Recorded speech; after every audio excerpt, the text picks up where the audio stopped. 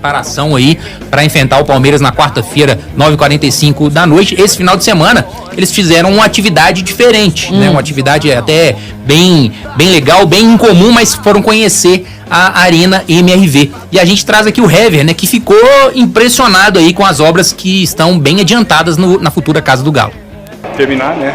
Para ver como que vai ficar. Mas a princípio que nós estamos acompanhando aqui tá tudo muito lindo, tudo maravilhoso, né? Espero que a gente possa ter felicidades aqui também. E o Hever também já mostrou sua ansiedade, né? Já imaginando jogar ali na Arena MRV. Estilo Caldeirão. E fazendo isso da nossa casa, sem dúvida, gera ansiedade. Então que a gente possa controlar essa ansiedade quando a gente estrear aqui a nossa nova casa, a gente possa dar alegria a esse nosso torcedor.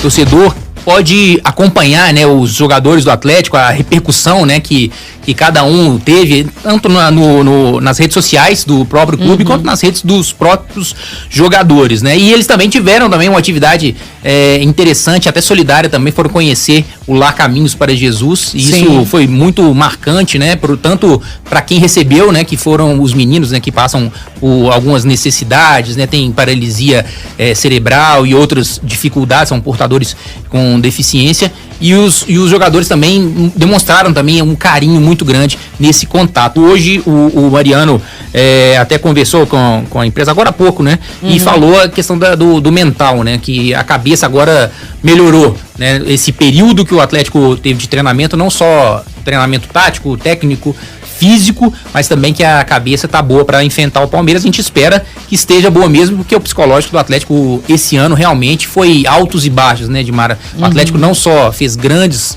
partidas, mas também se deixou sucumbir aí pelo Avaí, que tomou 4-0 do São Paulo ontem, né? Na última rodada o Atlético perdeu o Avaí, né?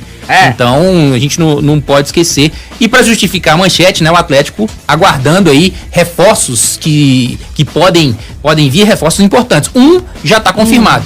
Na manhã dessa segunda-feira, o Atlético confirmou que Zaratio está totalmente liberado, treinou com o grupo e fica à disposição do técnico Cuca. Ele que tinha ficado de fora da derrota do Avaí, sentiu, né, um incômodo muscular no empate contra o Bragantino aqui no Mineirão. E aí também fica toda a expectativa para contar com o Hulk, né? O Hulk, que das últimas 2 partidas também ficou de fora por conta de uma lesão leve na panturrilha esquerda, vem fazendo tratamento intensivo. A expectativa era que ele voltasse contra o Avaí, mas até viajou para Florianópolis, mas ficou de fora porque voltou a sentir dores. E aí vem fazendo aí desde então esse tratamento intensivo, ora no campo, né? Já apareceu no campo fazendo um treinamento especial, ora na fisioterapia. A expectativa é boa, que pelo menos conte com ele aí no segundo tempo, mas a gente não pode cravar nada, né? Porque a gente tava cravando quase que ele seria reforço contra o Avaí, ele acabou ficando de fora. Mas seria um reforço muito importante, né? Ter o Hulk pelo menos ali no banco para no segundo tempo. É uma partida que a gente sabe, muito difícil, mas muito importante para o Atlético voltar, né? Eu não sei o que você e o Pedro pensam disso, né? Até porque estão aí no dia a dia do clube e tudo mais. Não é a primeira vez que o Cuca vai poder contar com todo mundo, né? Ou pelo menos com boa parte, né? De jogadores diferenciados, como é o caso do Zaratio, do próprio Hulk. Mas a gente não tem acompanhado uma reação do Atlético, mesmo tendo todas essas peças, né? E até com as substituições que tem, vamos lá, não tem o mesmo nível ali dos titulares, mas são ótimas, excelentes opções que seriam titulares absolutos em qualquer equipe. Então, eu não sei se quando a gente fala assim, o Zaratio pode voltar, o Hulk pode voltar, significa efetivamente que o Atlético vai fazer um bom jogo, vai vencer o Palmeiras. Eu não vejo esse significado hoje. Principalmente em 2022, né? Não é? Eu não vejo esse significado hoje no Atlético. E mais, aquela história, o Pedro até comentava semana passada, né? Jogo grande, jogo que os jogadores gostam de estar, é o Palmeiras, o foco tá nisso. Mas vale 3 pontos igual valeu o Avaí, né? Sem dúvida. Então, assim, é uma coisa que é difícil da gente entender. Me desculpe, mas é difícil de entender. Hoje, na verdade, vamos falar sério, né? Ninguém entende o que está acontecendo dentro do Atlético, né? Se é psicológico, se é postura, né? Se é realmente problema técnico, físico, psicológico, ou se foi uma temporada só do ano passado mesmo e aquilo acabou, né? Porque tem muito isso, né? A gente vê muitos jogadores que explodem num ano e no outro ano realmente não conseguem. Mas que no caso dele foi o time inteiro. Foi o time uma coisa inteiro. meio confusa. Você não fala assim, nossa, fulano de tal tá mal esse ano. O ano passado mesmo a gente teve essa história com o Keno, né? Que teve a contusão, daí a gente falava, nossa, o Keno não voltou a ser o mesmo Keno. Mas daí tinha um monte de gente, né? E na reta final ele que foi que ele se... que ele voltou a ser e tudo mais. Esse ano você fala assim, quem? Que não voltou a ser a mesma coisa? O grupo todo? Todo mundo. Hoje é muito difícil apontar um que teve uma temporada muito boa, uma temporada regular. É muito difícil. Né? Você for analisar. Por mais que seja o Hulk na artilharia ou qualquer outra situação dessa, você não vai dizer assim, o Hulk foi maravilhoso em todas as partidas, o Hulk comandou o ataque, o Hulk fez o Atlético ser diferenciado em campo. De jeito nenhum. A gente falou lá, o Nacho é um dos jogadores com mais participação em gols na temporada. 10 assistências e 8 gols. O Nacho teve uma temporada totalmente irregular, né? Do que vinha tendo. Então, os destaques do Atlético esse ano não foram os destaques esperados, né? Que foram no ano passado. E aí a gente pode colocar poucos que se salvam, né? O próprio Rubens, que mandou muito bem, né? Substituindo o Arana na última partida. Infelizmente, ele é suspenso, né? Contra o Palmeiras. E aí, depois da manhã, a gente vai ter Dodô na lateral esquerda, depois de longo e tenebroso inverno, né? Dodô que é um jogador bem louco e bem tenebroso. É um jogador que realmente não tem sequência, né? Não consegue ter uma sequência por conta do físico, né? A gente sabe que mas desde a base do Corinthians é um jogador que sistematicamente vem tendo lesões, né? E a gente espera que para essa sequência aí da reta final aí do Campeonato Brasileiro, já que não vai poder contar com a Arana, o Dodô, né, e o Rubens travem uma boa batalha aí pela lateral esquerda. Quando que o Atlético voltou a treinar? O Atlético não parou, na verdade. Não parou. Né? Não parou. Não parou. Tá. Não teve folga igual teve no Cruzeiro e na América semana passada, né? Então acho que 2 dias, não sei. O Atlético teve 11 dias, né? Até o jogo contra o Palmeiras, o Atlético terá 11 dias de treinamento. Aí é a preparação. Então, deixa eu dizer uma coisa. Eu até comentava com o Gabriel Moraes, que está aqui do lado. A gente estava acompanhando, né? E como a gente acompanha noticiários de rádio, de TV e tudo mais. E a gente estava notando, né? Que o que chama mais atenção ainda é uma discussão aí do Hulk, que não teve, né? É um atrito dele com o treinador que também já disseram que não teve, né? Então, deixa eu dar um conselho. Se fosse bom, a gente vendia, né? Então não é o conselho, mas eu acho que é legal a gente dizer para quem comanda a comunicação do Atlético, e aí eu tô tirando o Cássio Arregui da história, que é o assessor de imprensa, porque o que a gente está acompanhando? São pouquíssimas informações do Atlético no que diz respeito a treinamento. A gente viu uma entrevista hoje, né? Me corrija se eu estiver errado. Esse período que eles ficaram treinando, o final de semana foram poucas, né? Acho que nem teve, né? Foram poucas. Eu tenho que fazer o levantamento, mas em termos de poucas, coletiva mesmo, nesse período todo, se a gente colocar 3 ou 4, foram muito. E aí você não consegue tirar o foco da última coisa que aconteceu, que foi uma derrota horrorosa, e você não consegue tirar o foco do que os bastidores aí provocaram. Você querendo ou não, é mentira que as pessoas, ou jogadores, ou... né, eles não acompanham rádio, televisão, jornal. Eles dizem, não acompanham. Não é verdade. Eles, obviamente, acompanham, até porque hoje, pelas redes sociais, é muito difícil você ficar fora de um contexto do que está acontecendo. Porque, assim, na minha opinião, eu acho que você devia ter, sabe, ser mais transparente, colocar, olha aqui, gente, não tá legal, né, nós fizemos isso, até teve uma reunião dos 4 R's com o presidente, uma cobrança em cima da comissão técnica, se eu não estou errada, na quinta ou na sexta-feira. Mas... você começa a não tirar o foco do time, né? E aí não adianta blindar, que eles não fizeram, eles não blindaram o grupo. Mas se você não começa a deixar os caras falarem, a colocar entrevista, a falar o que foi o treino, como é que foi isso, como é que foi aquilo, você tá deixando margem para todo mundo ficar preso lá atrás. E esse ficar preso lá atrás numa semana que envolve, a gente tá na quarta-feira. né? É o jogo. Se você não tira esse foco, você continua fazendo com que o time fique preso ali, onde não foi bom pro Atlético. Se tivesse sido bom, ok. Se ele tivesse na liderança, tudo bem. Então, assim, eu não sei, mas está faltando também em todas as coisas que o Atlético, eu vou dizer que se equivocou. Eu acho melhor. Se equivocou nesta temporada, uma delas para mim é essa.